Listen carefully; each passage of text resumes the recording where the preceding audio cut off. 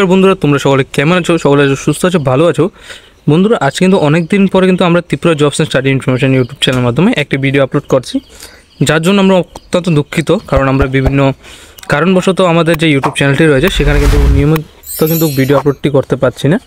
বন্ধুরা, আজকে যে নতুন নোটিফিকেশনটি নিয়ে এসেছে সেটি কিন্তু এসেছে আসাম রাইফেলের পক্ষ থেকে, যেখানে নোটিফিকেশনটি কিন্তু পাবলিশ করা হয়েছে 30শে জানুয়ারি 2025-এ। ঠিক আছে, এক্ষেত্রে কিন্তু তোমাদের দুটি পোস্টের ক্ষেত্রে লোকটি নিয়োগ করা হচ্ছে। একটি হচ্ছে গ্রুপ সি, আরেকটি হচ্ছে কিন্তু গ্রুপ বি। ঠিক আছে, এক্ষেত্রে তোমরা যারা যারা আবেদনটি করবে সেটি কিন্তু আবেদনের যে ডেটটি সেটি শুরু হয়েছে কিন্তু তোমরা দেখতে পারো 22শে ফেব্রুয়ারি 2025 এবং লাস্ট ডেটে কিন্তু আবেদনে রাখা হয়েছে তোমাদের 22শে মার্চ 2025 অবধি। ঠিক আছে, তো এক্ষেত্রে অবশ্যই কিন্তু তোমাদের বলা হয়েছে তোমরা যারা যারা আবেদনটি করবে গ্রুপ সি এবং গ্রুপ বি পোস্টের জন্য, তোমাদের এক্ষেত্রে অবশ্যই কিন্তু অনলাইনের মাধ্যমে আবেদনটি করতে হবে। অন্যান্য মোডে কিন্তু তোমাদের এই আবেদনটি কিন্তু অ্যাকসেপ্ট করা হবে না। ঠিক আছে, তোমরা এখানে আবেদনটি করার জন্য বলা হয়েছে তোমাদের একটি বৈধ মোবাইল নাম্বার এবং একটি কিন্তু বৈধ কিন্তু ইমেলের প্রয়োজন রয়েছে। ঠিক আছে, তাছাড়া তোমরা এখানে দেখতে পারো তোমাদের হাউ টু অ্যাপ্লাইয়ের জন্য বলা হয়েছে তোমরা অনলাইনের মাধ্যমে অ্যাপ্লিকেশনটি করতে হবে। এবং এখানে আরও একটি বলা হয়েছে তোমাদের ক্ষেত্রে অ্যাপ্লিকেশন ফি কী রাখা হয়েছে। তোমরা যারা গ্রুপ বি ক্ষেত্রে আবেদনটি করছো তোমাদের এই ক্ষেত্রে কিন্তু 200 টাকা কিন্তু অ্যাপ্লিকেশন ফি রাখা হয়েছে যারা যারা ওবিসি এবং ইউআর ক্যান্ডিডেট রয়েছে।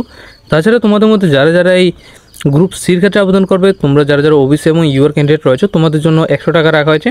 তবে এই ক্ষেত্রে যে আবেদন ফিটি সেটি অবশ্যই কিন্তু তোমরা কিন্তু একটি ব্যাঙ্ক অ্যাকাউন্টে রাখা হয়েছে। তোমরা দেখতে পাচ্ছ এখানে SBI কারেন্ট অ্যাকাউন্ট, এখানে তোমাদের অ্যাকাউন্ট নাম্বারটিও দিয়ে দেওয়া হয়েছে। তাছাড়া তোমাদের মধ্যে যারা যারা ST SC ফিমেল ক্যান্ডিডেট রয়েছে বা এক্স সার্ভিসম্যান ক্যান্ডিডেট রয়েছে তোমাদের এক্ষেত্রে কিন্তু কোনো কিন্তু অ্যাপ্লিকেশন ফি কিন্তু রাখা হয়নি। ঠিক আছে, তবে এক্ষেত্রে তোমাদের সিলেকশন প্রসেসের ক্ষেত্রে কী রাখা হয়েছে, তোমাদের PST একটি টেস্ট নেওয়া হবে, PET টেস্ট নেওয়া হবে, ডকুমেন্টেশন নেওয়া হবে, এই সমস্ত কিছুর মাধ্যমে তোমাদের ক্ষেত্রে কিন্তু সিলেকশনটি করা হবে। ঠিক আছে, এক্ষেত্রে তোমাদের যেটি এজের ক্ষেত্রে রাখা হয়েছে সেটি কিন্তু অবশ্যই কিন্তু 18 ইয়ার অবশ্যই তোমাদের হতে হবে এক্ষেত্রে আবেদনটি করার জন্য। তবে এজের যে কাট অফটি সেটি কিন্তু তোমরা দেখতে পারো এক্ষেত্রে cut off date and age limit, যেখানে তোমাদের কিন্তু 21শে জানুয়ারি থেকে কিন্তু তোমাদের এক্ষেত্রে এজের যে কাট অফ সেটি রাখা হয়েছে। ঠিক আছে, তাছাড়া তোমরা দেখতে পারো এক্ষেত্রে এজ রিল্যাক্সেশনের ক্ষেত্রে ST SCদের জন্য কিন্তু রাখা হয়েছে 5 ইয়ার, ওবিসিদের জন্য কিন্তু 3 ইয়ার একটা কিন্তু এজ রিল্যাক্সেশন রাখা হয়েছে। তাছাড়া এক্ষেত্রে তোমরা আরও একটু দেখতে পারো 10% ভ্যাকেন্সি, আর এক্স সার্ভিসম্যানের জন্য কিন্তু এক্ষেত্রে কিন্তু 10% যে ভ্যাকেন্সিটি সেটি কিন্তু তোমাদের এক্স সার্ভিসম্যানের জন্য রিজার্ভ করা কিন্তু রাখা হয়েছে।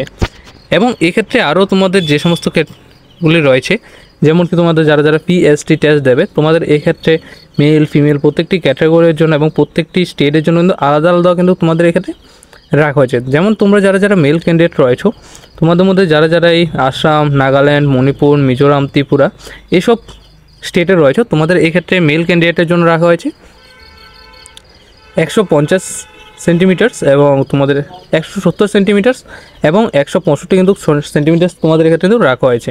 নর্মাল চেস্টের ক্ষেত্রে রাখা হয়েছে তোমাদের 80 থেকে কিন্তু 78 অবধি কিন্তু তোমাদের ক্ষেত্রে চেস্টটি রাখা হয়েছে। তাছাড়া অন্যান্য PST টেস্টের ক্ষেত্রে প্রত্যেকটি স্টেটের জন্য আলাদা আলাদা রয়েছে, তোমরা অবশ্যই দেখে নেবে যে স্টেটে রয়েছে সেই স্টেট অনুযায়ী। ঠিক আছে,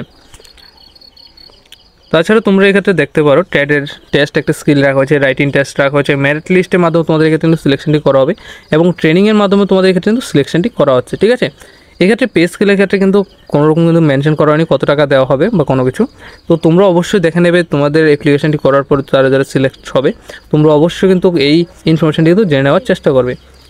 অ্যাপ্লিকেশনের ক্ষেত্রে তোমরা অবশ্যই কিন্তু কিছুক্ষণ আগে বলেছিলাম তোমাদের অবশ্যই অনলাইনের মধ্যে আবেদনটি করতে হবে। তাছাড়া তোমাদের এক্ষেত্রে এজের ক্ষেত্রে কিন্তু 18 ইয়ার থেকে কিন্তু 30 ইয়ার অবধি কিন্তু তোমাদের এক্ষেত্রে ST রাখা হয়েছে। তবে এক্ষেত্রে প্রত্যেকটি পোস্ট ওয়াইজ কিন্তু আলাদা আলাদা কিন্তু রাখা হয়েছে যে কোয়ালিফিকেশনটি সেটি। ঠিক আছে, কিছু পোস্টের জন্য তোমাদের গ্র্যাজুয়েশন রাখা হয়েছে, কিছু পোস্টের জন্য কিন্তু মাধ্যমিক রাখা হয়েছে এবং কিছু পোস্টের জন্য তোমাদের মাধ্যমিক পাস ITI কিন্তু তোমাদের ক্ষেত্রে রাখা হয়েছে। তো তোমরা প্রত্যেকটি পোস্ট ওয়াইজ কিন্তু আলাদা আলাদা কিন্তু এক্ষেত্রে কোয়ালিফিকেশনটি রাখা হয়েছে। টোটাল এক্ষেত্রে প্রায় তোমাদের কিন্তু 15টির মতো পোস্ট এক্ষেত্রে রাখা হয়েছে।